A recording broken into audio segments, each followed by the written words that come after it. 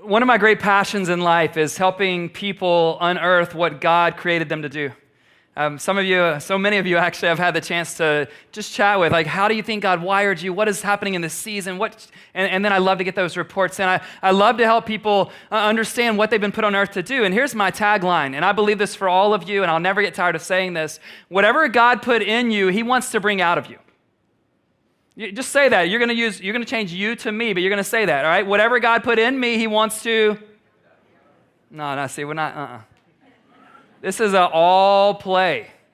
Even those of you who don't believe it, here we go. Whatever God put in me, he wants to. He does. He wants to bring it out of you. He wants to bring out your gifts. He wants to bring out your passions. He wants to bring out your calling. He wants to bring out your purpose. He wants to bring out the love that he put in you, the influence he put in you, the joy he put in you, the hope he put in you, the blessing he put in you, the compassion that he has dropped into your heart. He wants to bring it out. And as people begin to understand that, okay, I need to bring out what God put in me, people start to bring it out. And they bring it out, and they bring it out, and they bring it out. But somewhere along the way, people forget, or maybe they never knew, that what God initially put in you, he wants to renew in a cyclical way. What happens if you just keep bringing stuff out, eventually you have nothing worthwhile to bring out to the world. Does that make sense? But what God has done is he tried to create some rhythms. He tried to give us some principles, and even he went so far as to give us a command about how we keep getting stuff put in us so that when we bring stuff out of us, we're not living with a deficit all the time. Does that make sense? Anybody know what it's like to live on fumes? Anybody on fumes this morning? Great. You're going to actually take this rest application while I'm teaching. You won't be the first.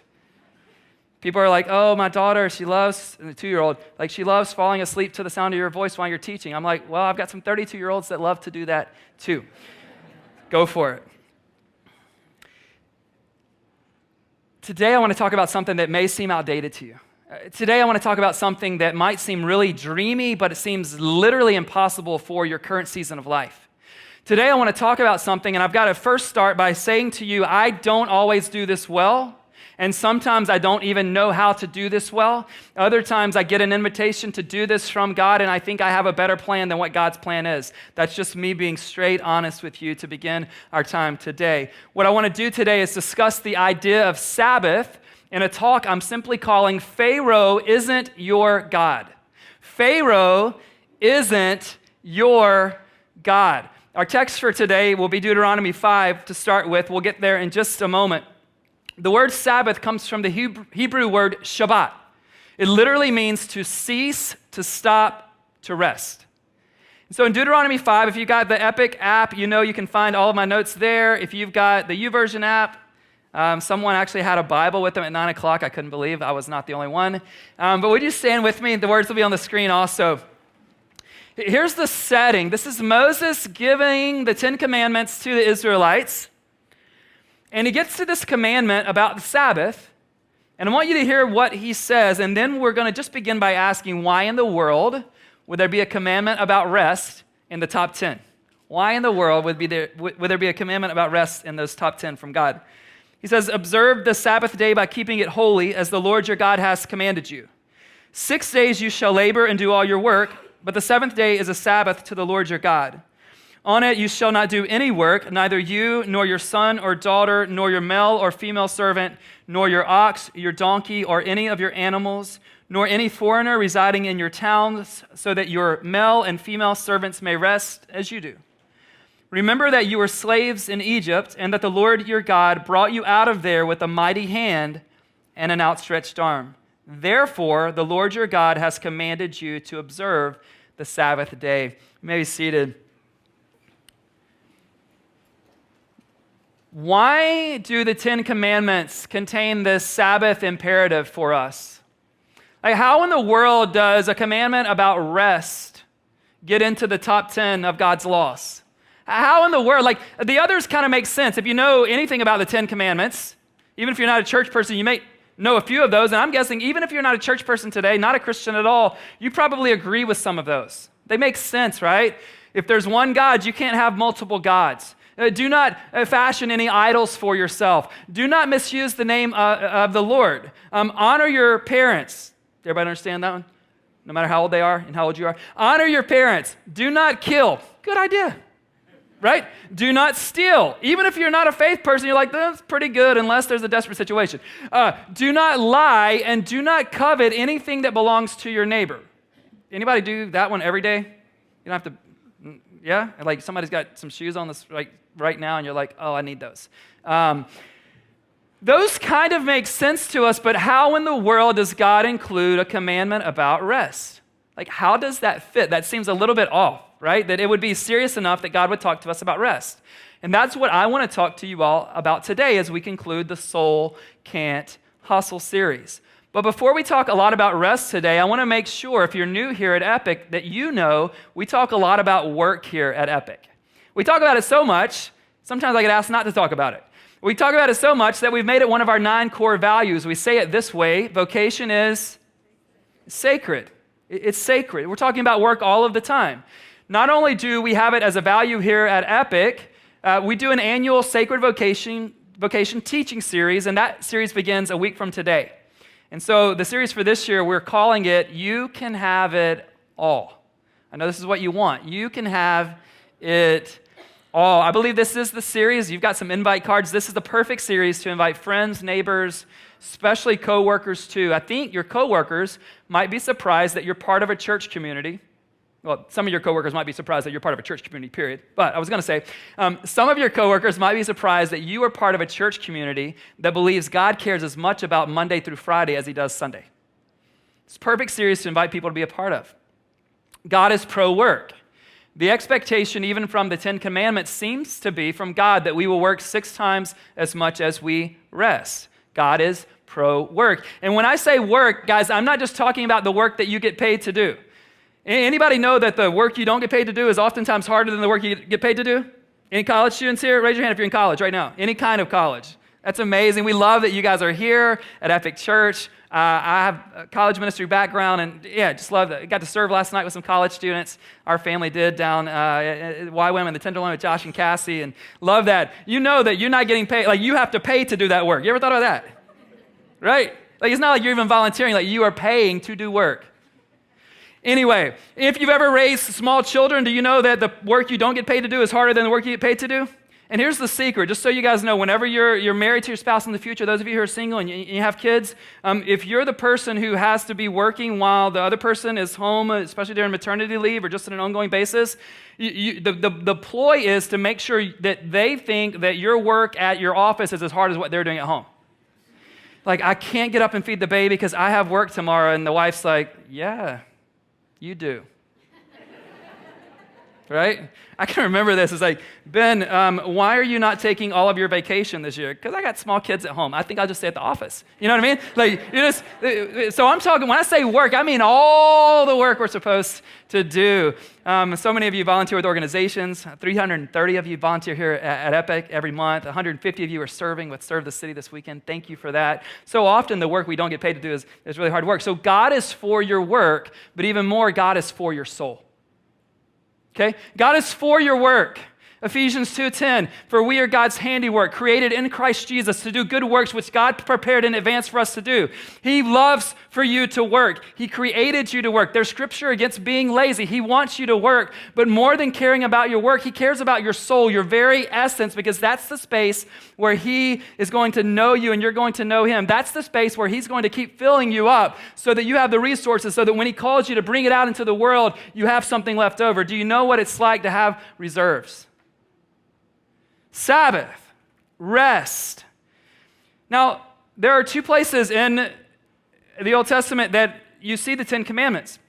And one of them is Exodus 20, and then another one is the text for today, Deuteronomy chapter 5.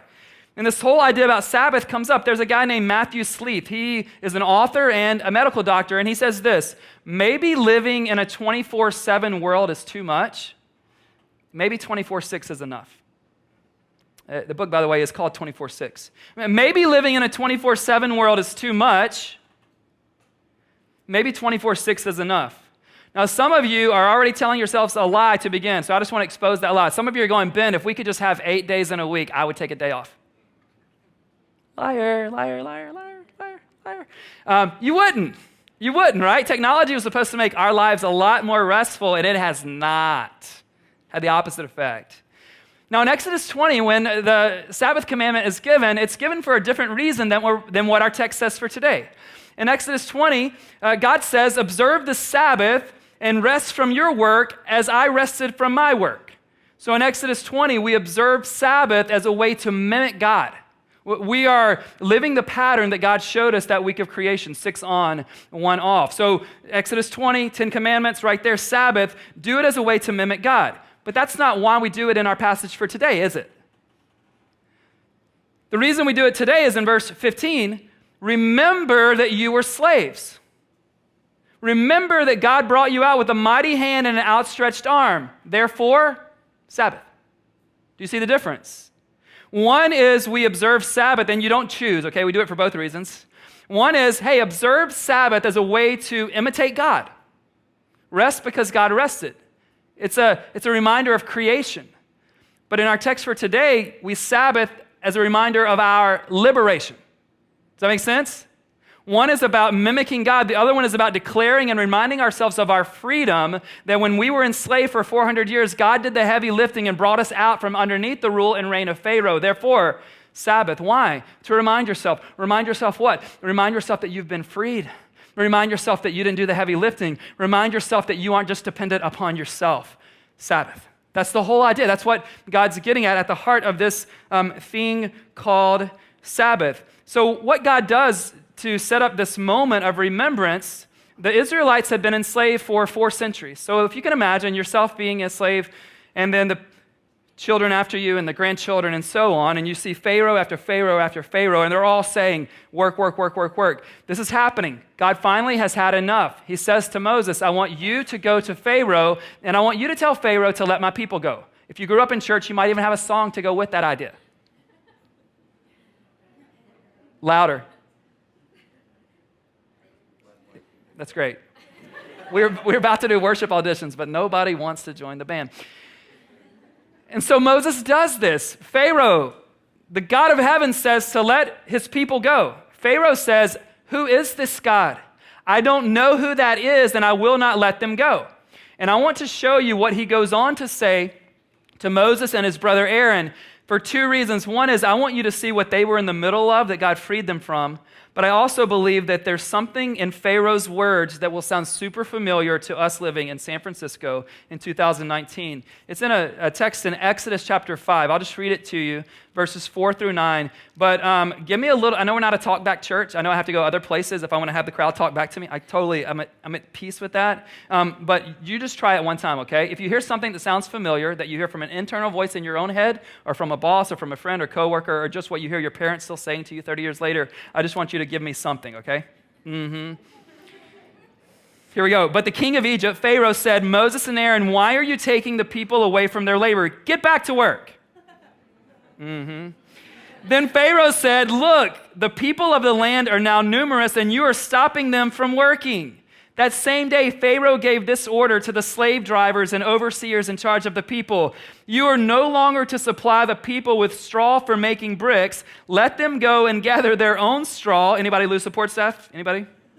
But require them to make the same number of bricks as before. Don't reduce the quota. Anybody? They are lazy. That is why they are crying out, let us go and check Facebook. Let us go and get a coffee for the 5th time today. Let us go and sacrifice to our God. Make the work harder for the people so that they keep working and pay no attention to lies. Work, work, work, work, work. Don't stop. You can't stop.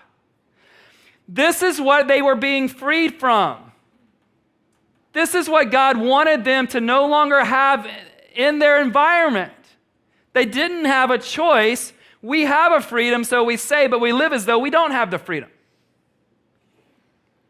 Some of you might say to me, Ben, what Pharaoh's saying there, it sounds like where I live today. Some of us are under a false belief that we have to live this way if we're going to be able to live in San Francisco in 2019. And I'm here to deliver a message to you and to my own little heart. That is slavery. That is slavery.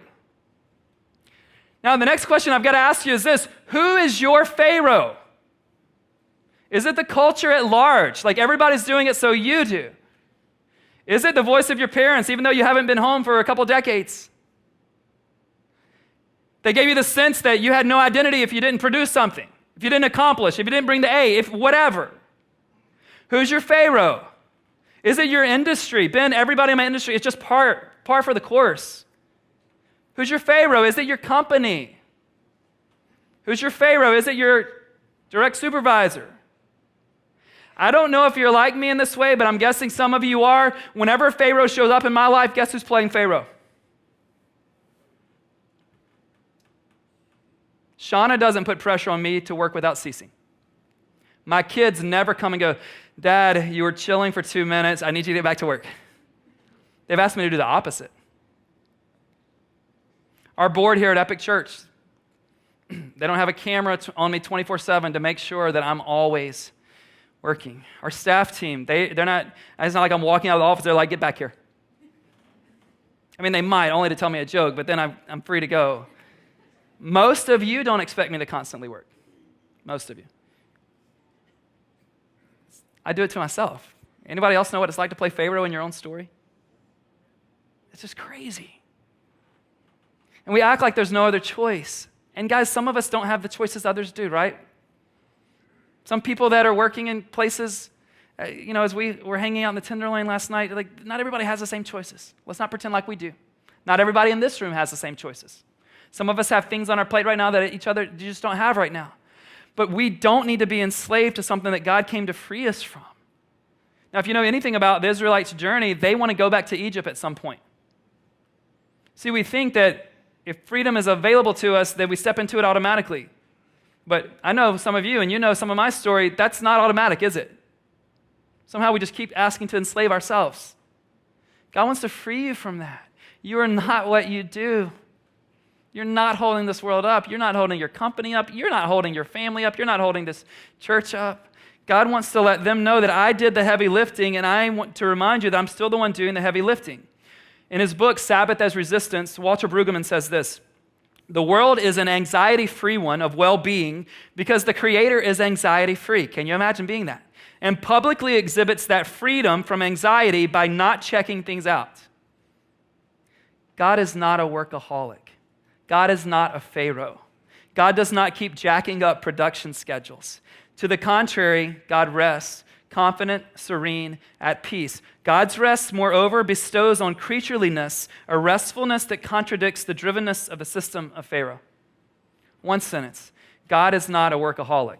To which you respond, Ben, if I had all the skills that God had, I wouldn't be a workaholic either.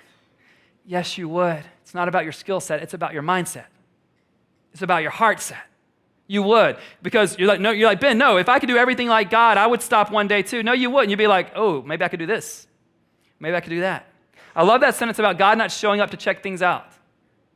How will we know if we're going to be okay if we can't check things out, right? How will we know? It's a faith issue. This whole series about why our souls are hustling is a faith issue for all of us. I see so many of us who are just anxious, we're exhausted, we're living on fumes, but I think what I see most of all is just this deep sense of restlessness. Restlessness. Here's what restlessness is for our use today. Restlessness is the inability to rest or relax. The inability to rest or relax as a result of anxiety or boredom. We're just restless, right? It's crazy. On the one hand, we talk about how much email we're getting in, but then we feel depressed when we don't get another one in. Guys, that's jacked up. That is messed up. Like, come on. Gmail must be down. Some of you lost Instagram this week and got a whole lot of work done. Anybody? No, Pastor, I didn't, because I refreshed it 57 times. I did not get any extra work done. I got less. I got less done. And all you social media people are like, Ben, I actually keep Instagram for the office. I needed to make a call. Listen, I'm just saying, what are we doing? We're so restless. Restfulness is how God wants us to live. How will you bring your best out into the world if you don't have anything good in you? So God creates a system. He creates a rhythm. He creates a pattern. We're like, no, God, we're good. We are modern people. And he wants to say your soul still works the same way. We believe that if we rest, we'll miss out. I can remember this growing up. If my parents had a party or anything, I was always the kid that stayed awake till it was all over because I didn't want to miss out, right? I just don't want to miss out. So I tell myself, if I rest, I'm going to miss out. God wants to say to me and to you today, if you don't rest, you will miss out. See, Sabbath is God's antidote to our constant restlessness. He knew we wouldn't be able to opt into something like this ourselves, so he created it and he commanded it. He knew how you were wired. He wired you. He knew from the onset in the Garden of Eden, if we have a choice to do things that will bring us nourishment and bring us life, we won't often choose it. He knew that, and so he said, do this. In the Old Testament, he makes it a literal life or death issue. I still think it's very much figuratively, at least, a life and death issue. I promise. But we convince ourselves 24/7 is the only way to play. I think God has woven the 6-1 principle so deeply into the fabric of the universe that you will be more productive. And I'll even say, you can go check this out with some businesses who are a lot more profitable adhering to the 6-1. Not advocating for you. Just saying. And figuring it out. I don't have all the tips. You can see all kind of Sabbath tips. I can send you things, all of that. Obviously, Sunday isn't a Sabbath for me either. So I totally get us trying to figure it out, but it's worth pursuing. I love the work that God's given me to do. I hope the same is true for you. I think there's nothing better than to be fully alive because you love what God's called you to do in this given season of your life. If you're not doing that, I would encourage you, if you can, get on the trajectory and path to which you might be able to do what God's called you to do. We'd love to help you with that. I'm going to be teaching about that idea in 2 weeks. But even if we love the work we get to do, like work cannot become our God. And what's amazing to me is that we're always talking about how we want to get on everything that God has for our lives, and in the same breath, we're talking about how all we do is work. Guys, there's a disconnect because that's not all God has for your life. God did not design or call you to live a life of constant work. It's not part of your makeup. It's not part of your calling. So why? In The Rest of God, Mark Buchanan writes these words, "The lie the taskmasters want you to swallow is that you cannot rest until your work's all done, and done better than you're currently doing it. But the truth is, the work's never done and never done quite right. It's always more than you can finish and less than you had hoped for. So what? Get this straight. The rest of God, the rest God gladly gives so that we might discover that part of God we're missing. It's not a reward for finishing. It's not a bonus for work well done. It's sheer gift. It's a stop work order in the midst of work that's never complete, never polished. Sabbath is not the break we're allotted at the tail end of completing all our tasks and chores, the fulfillment of all our obligations. It's the rest we take, smack dab in the middle of them, without apology, without guilt, and for no better reason than God told us we could." Some of you are like, God needs to talk to my boss. Maybe he can.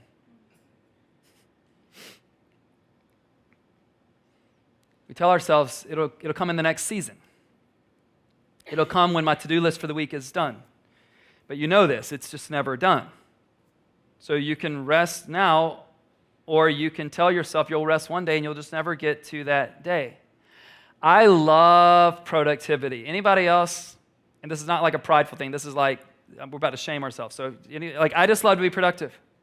I live my life out of a life plan. That life plan gets translated into a weekly objectives document. That weekly objectives document gives me, before I leave the office every day, what my day tomorrow already looks like. I come in. Usually I give Shauna a kiss or at least say hi. And sometimes I don't do that first, and then I get my Bible and my journal out, and I set it beside my chair for the next morning because I'm ready to go, because when the day comes, I want to be good to go. I love that. I love Cal Newport's deep workbook. I employ those principles on a given basis. But guys, I'm not a machine, and neither are you. You have a soul. And if I could be honest with you, some of us wish we didn't.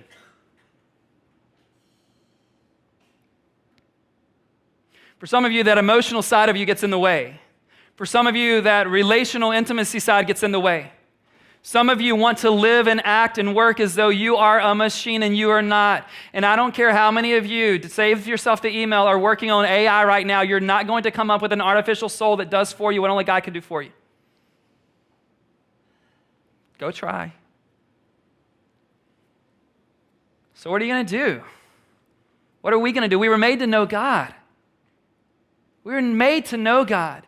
And we were made to trust God. And one of the reasons why you and I don't do the Sabbath thing at all, and I'm not necessarily talking 24 hours, I'm talking about a posture, a heart attitude, a couple of hours, a few days a year. The reason we don't do it is because we don't trust God. We think that we are the ones who have to do the heavy lifting in our lives. Deuteronomy 5:15, what is he saying to this nation of Israel? Remind yourself that who did the heavy lifting?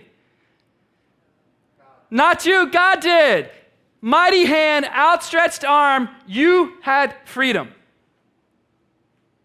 If you want to live a life where you do the heavy lifting, you, my friend, will be living a very small life. Very small mission. It won't matter what applause you get out there. Small life. You need to remind yourself what's happened in your life that you couldn't do anything about. And I want to encourage you to a Sabbath practice, whatever that practice might be like, based on who you are and what you need to trust God with. Let me give you one for me. A lot of ones I could give you, but I remember when God called us to plant this church, the thing that scared me the most wasn't actually raising our kids or moving to San Francisco or raising them here or the schools or the house or even the expense. It was trying to go raise funds for a church that did not yet exist. I was a kid growing up when you had to, I'll date myself a little bit, when we had to sell the world's finest chocolate at my elementary school. It was 50 cents back then. Like I'm getting off the BART now and they're like $1. I'm like, what? I was terrified to sell a single chocolate bar to anyone outside of my family. Like, Mom and Dad, would you just buy the whole thing? And so I was freaking out about that. And so I was willing, when this fundraising thing came on, I'm going to learn all I can. I'm going to do all I can. I flew around the country. I met with people. I got through the awkward stage of like, will you help this church? I mean, I could tell you story upon story after story, but there was one week where I just remember it felt like I was hitting my head literally against a wall. But I was like, God, you know I'll do it. And it's as if God said to my spirit, Ben, you need to stop for this moment. Not forever, but stop for this moment. So I made a decision on a particular week that I wouldn't do any initiating phone calls for raising funds for the church that you're now a part of. And it's crazy, but I took any calls that came in. Okay, I did answer the phone. It's crazy how God provided for us. And it was as if he was reminding me, yes, keep doing your part, but let me do mine. Rest in what I want to do. And God is not asking you to abdicate your part, your assignment, your work. He is asking you to stop and let him have some space to do his thing. Where do you need to create space through some Sabbath move, some Sabbath decision, so that God can show up and do his thing, so you know you're not the one holding it all up? I would encourage you to do that. And when you do Sabbath, Sabbath isn't just for you, it's for the people around you. When he gives the Sabbath command in Deuteronomy 5, he said, this is for your son, your daughter. None of you got any donkeys, I assume. But like, if you do it for them too. Everybody needs a break. And here's the thing about that. Why would he say that Sabbath is about more than just affecting you? Because if you don't take the freedom to get rest, the people that are around you and beneath you and under you, they're never going to think they have the freedom. We can have the freedom to rest because who had the freedom to rest? The people that are around us, my children, the people that you're leading here at Epic Church, the people you're leading in other organizations or at your companies, they will not experience the freedom to rest unless they see you taking the freedom to rest. Can you give that to them? Can you give that to them? Now, some of you say, Ben, I would do the Sabbath thing, but you don't understand the season I'm in. You know what's crazy, friend? You're always in a season. You don't understand the season. Ben, I'm in a startup. I'm launching a product. I'm raising little humans. Ben, the opportunities are abundant right now, and I just can't take time off. I want you to hear this from Exodus 34:21. First part will sound familiar. The rest, though, will give us a condition. 6 days you shall labor, but on the seventh day you shall rest. No surprise there. We've been talking about it all day. Even during the plowing season and harvest, you must rest. If we were in the plowing season, like, no, Ben, I cannot take a day off. It's grinding time.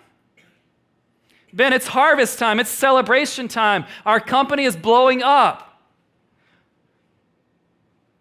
Whatever season you're in, this is what God has for your life.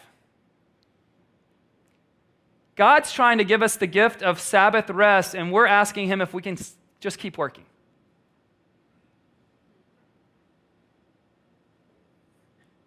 Some of you need to alter your plans for this afternoon, and it seems like the perfect day to do it outside. Some of you need to alter your beliefs about who's heavy lifting in your life. And a rightful question you should have from a church whose vision is to orient our entire lives around Jesus is, okay, Ben, Sabbath, great. What does this have to do with Jesus? Everything. Who remembers Deuteronomy 5:15? Nobody. Okay, I've been studying it this week. Remember that you were slaves. God brought you out with a mighty hand and an outstretched arm. Therefore, Sabbath. Jesus was constantly talking about if you sin, you're a slave to sin. And you don't have the ability to do the heavy lifting to get yourself out of that slavery to sin. So what? With a mighty hand, some outstretched arms. Freedom. Freedom. Freedom. Romans 5:8 says that while we were still sinners, God demonstrates his love in this way, in this fashion. Demonstrated it. While you were still a sinner, Jesus died for you.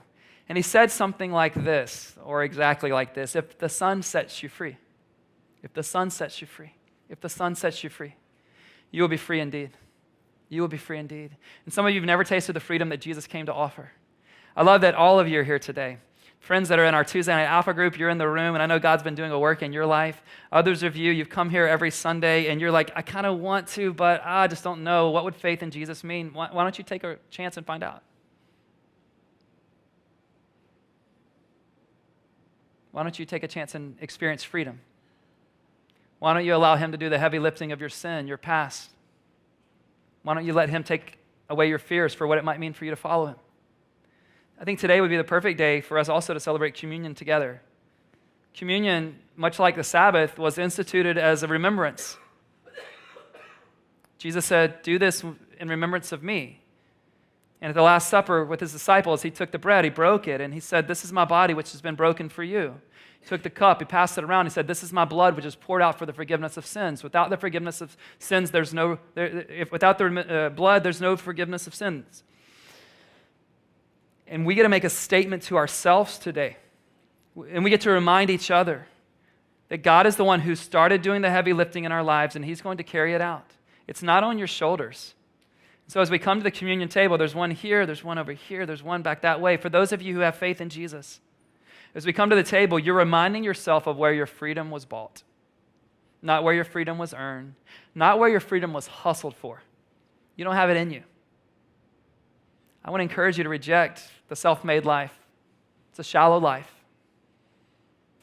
But the God-made life, the God who is able to take what you cannot do and produce in your rest what you could never produce with your endless hustle, he's up for it.